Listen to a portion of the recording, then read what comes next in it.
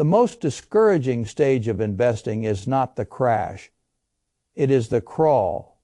That is the stage almost nobody warns you about. Honestly, people love telling young investors to start early. They love saying time is your greatest asset. They love repeating that compounding is powerful. All of that is true. What they leave out is that compounding feels almost insulting in the beginning.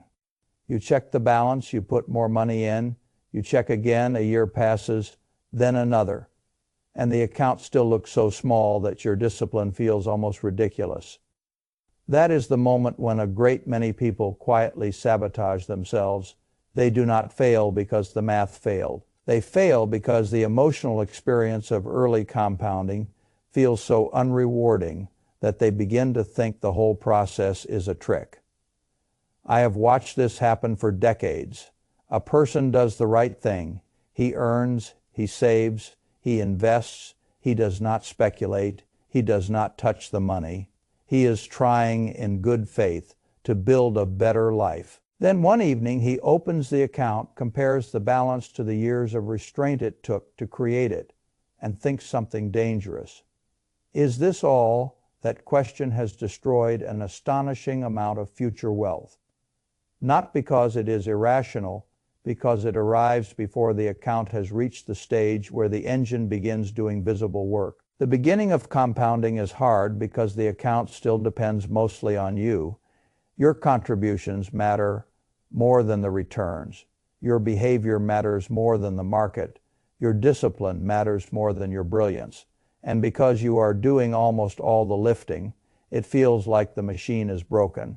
It is not broken. It is early. That distinction matters so much that I want to spend real time on it. I once spoke with a woman I will call Claire. Claire was 29, thoughtful, disciplined, and more responsible than most people her age. She was not reckless. She was not trying to get rich in a weekend. She had done many things right.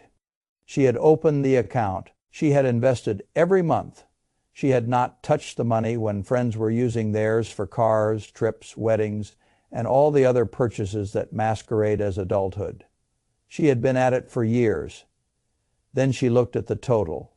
It was not nothing. But it did not look like freedom either. It looked small enough that she could imagine a single serious life event swallowing it. A move, a job loss, a health bill, a mistake, a bad year. She said what many people say when the first stage of compounding finally confronts them, "Honestly, Warren, I think I am doing everything right. And it still feels like I am standing still." That sentence deserves more respect than most financial educators give it. Because if a person cannot make sense of that feeling, he will eventually abandon the process just before it becomes meaningful. And that is the real tragedy. People do not usually quit compounding in the beautiful final act. They quit in the dull middle act, when patience feels stupid and the visible reward is still too small to flatter the ego. That is why I want to lay out the framework I would use if I wanted to keep a serious investor alive long enough to reach the point where the machine starts helping him. I think of it as 4 truths: 7 years, 5 baskets, 3 emotional attacks, 1 annual increase. Those numbers are not magic. They are practical. They do not guarantee that every year will feel good. They do not eliminate bad markets. They do not excuse foolishness. What they do is give a person a structure sturdy enough to survive the slow part. And surviving the slow part is the whole game. Let us start with the first number 7. If I were teaching a person how to behave around long-term investing, I would tell him something that sounds severe until it starts saving him. Do not emotionally evaluate the success of the plan before 7 years. That does not mean you ignore the account for 7 years. It means you do not ask it to prove its full worth too early. A 1-year result tells you very little. A 2-year result tells you only slightly more. A 3-year result still contains too much luck, too much cycle, too much emotional noise, too much dependency on starting point. People think they are evaluating the investment when they do this. Usually they are evaluating their own impatience. A shorter period can be useful for checking that the money is actually being invested, that the fees are reasonable, and that the structure is sound fine. But that is operational maintenance. It is not the same thing as asking whether compounding has begun to function the way it eventually can. 7 years matters because it is long enough for several things to happen. A bad year can arrive and pass. A recovery can arrive. Your own contributions can accumulate enough mass that the return on the mass begins to show itself with a little dignity. And perhaps most important of all, your psychology begins to shift. At the beginning, you look at the account like a report card. After several years, if you are wise, you begin looking at it like a machine being built. That is much better. A person judging the portfolio every month is like a farmer digging up the seed to check whether it is trying hard enough. That behavior does not accelerate the harvest. It merely expresses anxiety. I do not mean that 7 years is the precise moment when heaven opens and the portfolio becomes glamorous. I mean that 7 years is about the shortest stretch I would consider long enough for the investor to stop asking childish questions of an adult process. If you begin with the expectation that the first few years should feel powerful, you will almost certainly become disappointed. If you begin with the expectation that the first 7 years are mainly about building mass, building identity, and proving consistency, the discouragement changes shape. It becomes tolerable. That matters because tolerable discouragement is survivable discouragement. Now, 7 years alone is not enough if the account is built badly. That takes us to the second number, 5. I want 5 baskets. Not 5 random tickers, not 5 things that all move the same way and flatter you during bull markets before humiliating you together during the first hard season. I mean 5 genuinely different sources of exposure inside a serious long-term portfolio. The first basket is the broad market foundation. This is the least exciting, and therefore one of the most useful of broad U.S. market index or similar foundation owns a wide slice of productive enterprise. It is not a prediction. It is an acceptance of the simple truth that over long periods productive business tends to create wealth. If you own enough of it cheaply and patiently, you harness that productivity without pretending you know which one company will dominate the next decade. This basket should usually be the center, not because it is dramatic, because it is durable. The second basket is cash-producing equity. By that I mean businesses or funds built around companies that send actual cash back to owners and have some record of doing so with discipline. I like this basket because it reminds people that investing is not only about a line moving on a screen, it is about ownership of enterprises that generate earnings and in some cases share them. Those distributions can be reinvested. Later in life, they can also become a source of real cash flow. A person who understands dividends understands something useful about temperament. He stops feeling that the market must entertain him every quarter. He begins appreciating businesses that keep doing their job when enthusiasm is scarce. The third basket is smaller, company growth or a similar higher upside sleeve. Notice what I did not say. I did not say a casino basket. I did not say fashionable garbage. I did not say the hottest story on the internet. I mean a measured allocation to faster growing enterprises, often smaller and more volatile, where the path is bumpier but the long-term return potential can exceed the broad average. If the whole portfolio contains no such sleeve, it may become sturdier, but too sluggish for younger investors trying to build real mass. But this basket must remain a sleeve, not the whole suit. Otherwise, growth turns into emotional dependency. The fourth basket is international exposure. Too many Americans behave as if the U.S. is the whole investable world. It is not. I am perfectly happy owning great American business, but I am not foolish enough to think that the rest of the world should be ignored by default. Different markets move on different rhythms, different currencies, valuations, and economic conditions can make foreign exposure helpful at exactly the times domestic concentration looks obvious and therefore dangerous. The fifth basket is defense. This can include short-duration bonds, treasury bills, or similar instruments depending on age and temperament. Younger people like to mock this basket because it does not make them feel bold. But the purpose of defense is not to flatter boldness. It is to keep you in the game. A person wiped out psychologically by volatility usually makes an even worse decision later. A person with some ballast behaves better. I do not need every investor to use the exact same percentages. Life matters. Age matters. Taxes matter.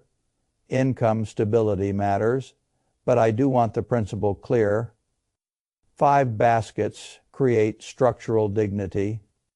They keep the portfolio from being a one-note bet disguised as intelligence. And dignity matters because compounding is very hard to enjoy if every bad season makes you question your whole philosophy. A portfolio needs enough diversification that you can remain patient without needing blind faith. Now we arrive at the third number 3. This is the part people neglect because they still think investing is mainly about arithmetic. It is not mainly about arithmetic. It is arithmetic plus human weakness.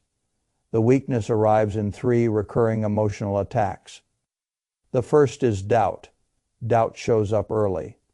It speaks in a calm voice and says something very plausible. Maybe this is too slow. Maybe I should be doing something smarter. Maybe people who build wealth faster are just more aggressive. Maybe I am playing a game designed to keep ordinary people docile. That voice is dangerous because it almost sounds intelligent. It feeds on the smallness of the early account. It compares your patient, boring progress with other people's dramatic anecdotes. It does not show you their full balance sheet. It does not show you their leverage, their taxes, their panic, their losses, or their luck. It shows you a highlight reel and asks you to betray a process for a story. I have seen many people lose the first serious decade of their financial life to this attack. They start correctly. Then doubt persuades them that correctness without adrenaline must be weakness. They start reaching, chasing, rotating, speculating, restarting. That is how compounding is interrupted before it has a chance to become visible. The second attack is frustration. Frustration arrives a little later. The person has now done enough, right? Things that he expects emotional reward. He has put in real money. He has stayed with the plan. He has made sacrifices. Yet the results still look ordinary. The portfolio is no longer tiny, but it is not impressive enough to erase the feeling that all this restraint should have produced more glory by now. This is the stage where people make a different error. They do not necessarily gamble, they cannibalize. They say, I have been so disciplined that I deserve to use some of this. They pull out money for a trip, a car, a bigger wedding, a clever business idea, a friend's opportunity, or simply because the account feels too small to matter and therefore too tempting to leave alone. That is tragic, because frustration is often evidence that the engine is warming, not evidence that it is broken. The third attack is panic. Panic is the most theatrical and, strangely, the least subtle. It arrives when the market reminds everyone that it is still a market. Prices fall. Screens turn red. Headlines become stupid.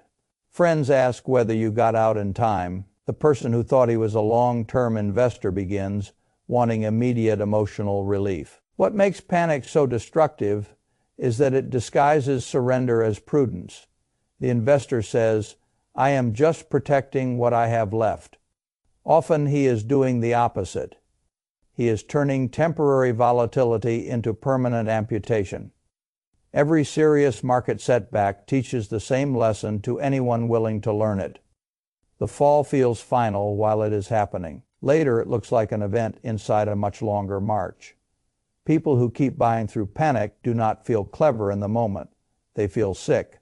Later, they look disciplined. That is how markets work. The point is not that crashes are pleasant. The point is that panic always promises safety at exactly the price where safety is most expensive. So how do you survive doubt, frustration, and panic? You do not wait until they arrive and then improvise philosophy. You build guardrails in advance. Stop checking the account too often. A quarterly glance is plenty for most people who are not living on the portfolio. Automate contributions so your future does not depend on your mood. Track progress by shares accumulated and dollars contributed, not only by the current market value. Read enough market history that panic feels like a recurring human event rather than a revelation. And most importantly, define your role correctly. Your role in the first decade is not to feel rich. Your role is to stay alive long enough for the math to matter. That is a very different assignment. One annual increase. This is where a respectable outcome starts separating itself from a transformative one. Most people understand saving as a fixed monthly behavior. They pick a number and then cling to it. That is better than nothing. It is also one of the reasons many long-term portfolios remain merely decent instead of powerful. Life changes, income changes, skills improve, debt gets paid off, raises happen, bonuses happen, children grow, rent situations change, cars get paid down. Expenses do not stay identical forever, or at least they should not. Yet many people let their investment contributions stay frozen as though their economic life were static. That is an error. I want one annual increase, not an emotional increase, not a heroic, impossible increase, a planned increase. 5% is an easy example. A person investing $300 a month who raises it by 5% is not making a grand sacrifice.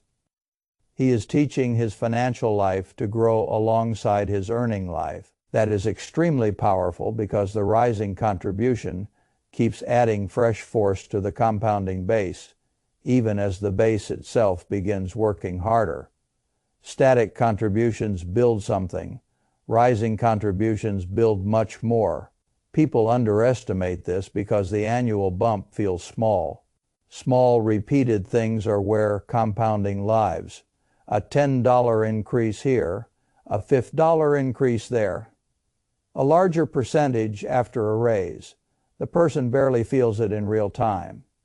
Decades later, the account looks like the result of a much more dramatic life than the one he actually lived. That is what I like about this principle. It does not require pain theatrics. It requires loyalty to growth.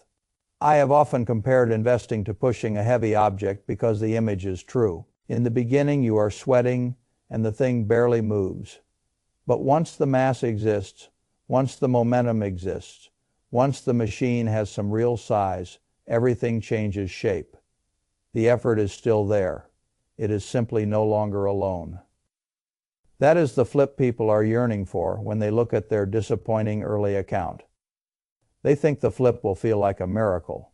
Usually it feels more like this. One year you notice that the account grew by an amount that used to require many months of contributions. A few years later, you notice that a normal market year adds more than you personally saved.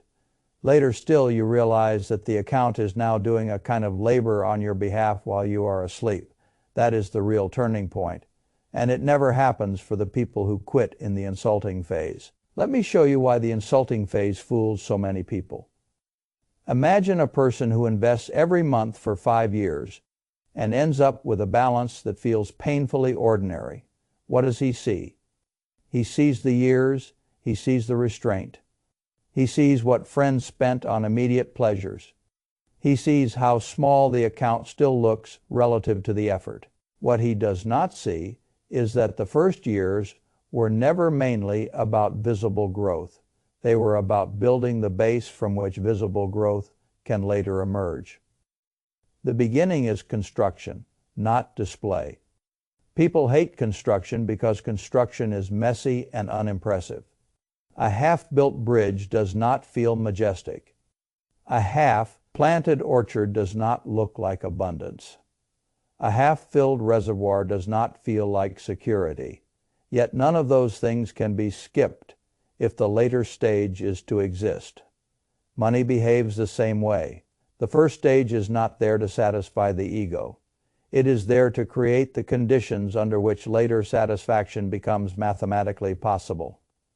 That is why I am so wary of short-term financial discouragement. It is often the emotional tax paid by people standing right in the middle of a process that is working. I have known many people who could have become wealthy by ordinary standards if they had only tolerated being unimpressed a little longer. That is one of the saddest truths in personal finance. Many futures die, not from disaster, but from boredom. The investor becomes bored with being correct before correctness has had time to become interesting.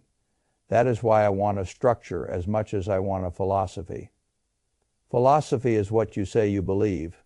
Structure is what keeps you from betraying the belief at 8:30 on a tired Wednesday night after looking at your account and feeling nothing.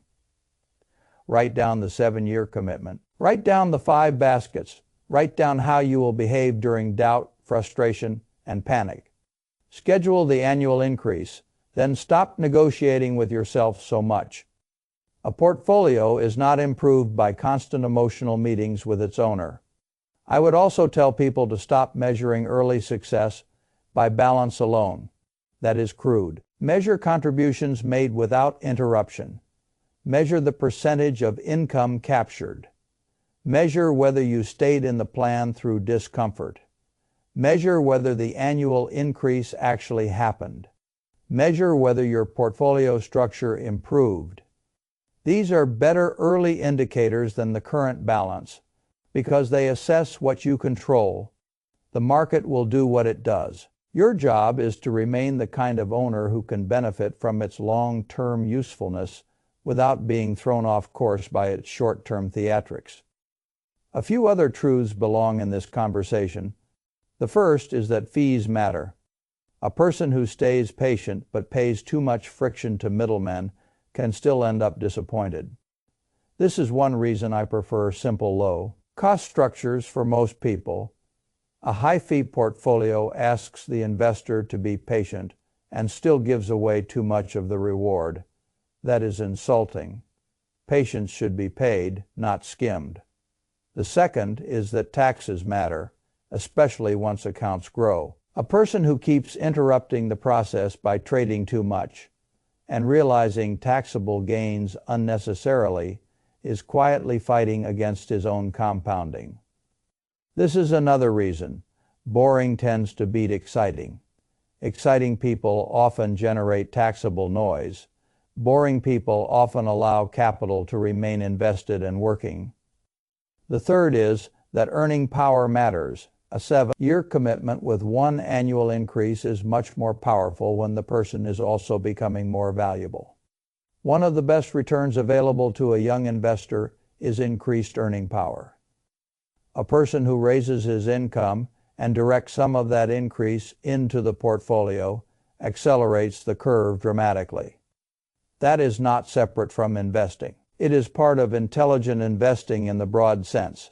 I have seen people become obsessed with optimizing their portfolio while leaving their career, skill set, and earning power untouched for years. That is strange behavior.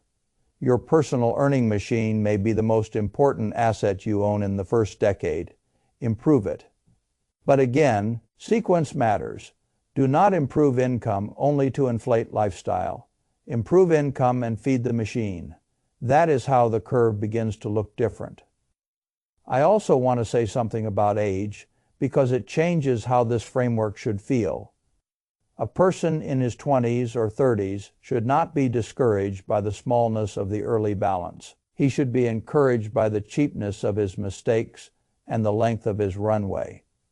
The most valuable thing he can do is stay consistent and keep raising contributions as his life advances. A person starting later should not despair either. He should simply become more deliberate. The principles do not disappear because you started late. They become more urgent. 7 years still matters. Diversification still matters. Emotional control still matters. Annual increases still matter. The late starter may not get the same luxurious runway, but he can still radically improve his outcome by refusing the childish mistakes that ruin shorter horizons. What he cannot afford is drift. Drift is expensive at any age and brutal when the runway is shorter. That is why the real enemy is not a small beginning. The enemy is interruption. Interruption is what kills the beautiful long math.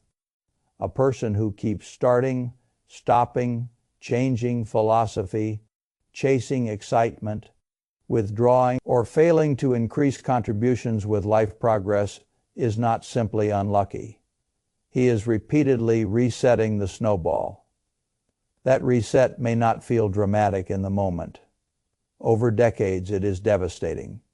This is why I prefer inevitability to intensity. Intensity feels powerful for a season.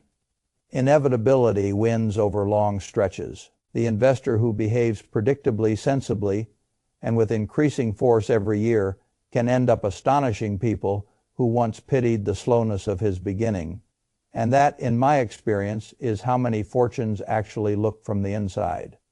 Not glamorous, not cinematic, not emotionally thrilling every quarter. Just sensible money moving with loyalty into sensible structures for a long time, while the owner resists the culture's endless invitation to be entertained. Instead, the culture hates this because it is hard to sell. It is much easier to sell hot stocks, secret systems, once-in-a-decade opportunities, and personalities with exciting confidence. Patience is a bad salesman. It is a very good builder. If you want the truth about compounding, here it is. At the beginning, it feels like you are doing all the work. In the middle, it feels like the work is finally being shared. Later, if you stayed alive through the first 2 stages, it feels like the money is doing a kind of labor that younger you could not imagine. That is the flip. The flip is not mystical, it is mathematical. But mathematics still requires character. The math does not rescue the impatient, it rewards the prepared. So, if you feel discouraged by the size of your account today, ask yourself a better question than is this worth it? Ask, have I even reached the part where this process is supposed to feel powerful yet? If the answer is no, then discouragement is not evidence against the plan. It is evidence that you are standing in the hard part of the plan, and the hard part is where most futures are decided. Stay 7 years. Build 5 baskets. Prepare for 3 emotional attacks. Raise contributions once a year. Do that, and you give yourself a very real chance to experience what most people only admire from a distance. Not excitement, not hype, not a lucky story, actual compounding, the kind that starts so quietly it almost seems disrespectful. Then one day becomes too large to ignore. That is the day people call you patient. What they do not see is how often patience felt stupid before it looked wise. I have seen enough to know this. Wise almost always begins by looking ordinary. Compounding is no exception.